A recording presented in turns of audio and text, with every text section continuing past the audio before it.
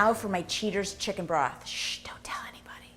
Okay, so we're taking this box of organic chicken broth and it's going in our pan.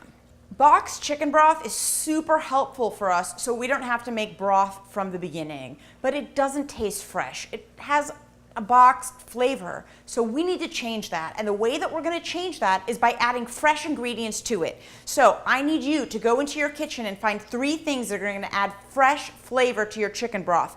Celery is ideal. Even if you only had the celery leaf, that would be cool. But we have a whole celery stalk, it's going in. No chopping needed here. A carrot, baby carrots. I'm sure you have carrots in the house. Put a carrot or a couple carrots in there. Some parsley is ideal. A touch of dill would be good. A bay leaf, the skin of an onion. Maybe you've used an onion and you have just the outer layer left over, stick that in.